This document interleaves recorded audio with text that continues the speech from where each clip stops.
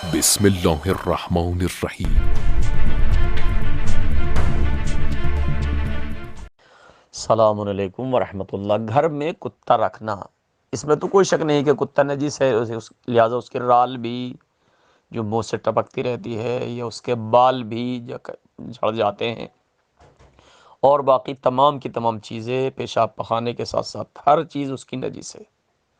لہٰذا ایک مشکل تو یہی ہے کہ گھر میں آپ کی نجاست پھیلے گی۔ دوسری بات یہ ہے کہ وہ جانور ہے، بہرحال کہیں بھی آ جا سکتا ہے، جیسے معمولاً جن کے گھر میں کتے پلتے ہیں وہ ان کے ہر جگہ بہرحال گھومتے پھرتے رہتے ہیں۔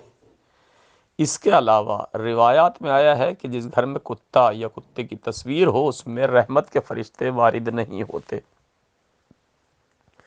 لہٰذا اگر آپ یہ چاہیں کہ آپ کے گھر میں رحمت نہ ہو، برکت نہ ہو، بلکہ ہمیشہ بیماریاں ہوں، بدبختیاں ہوں، پریشانیاں ہوں، تو کتے کو پالیے۔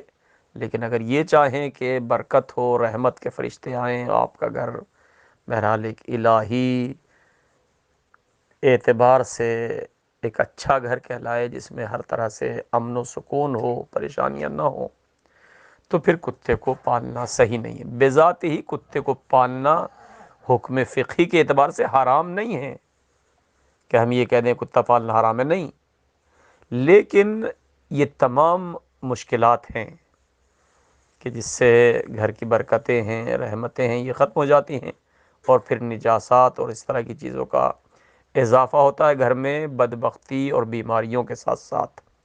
لہذا اس لیے کتے کو نہ پالا جائے تو بہتر ہے، مگر یہ کہ ایک محافظ کے طور پہ کتے کو گھر سے باہر رکھا جائے، محافظ جو ہدف ہے، یا پھر اپنے ایسے سامان کے حفاظت کے لیے، جیسے بہت سے گھیر میں، کمپنیوں میں، فیکٹریوں میں کتے پالتے ہیں حفاظت کے لیے، لیکن وہ گھر نہیں ہے۔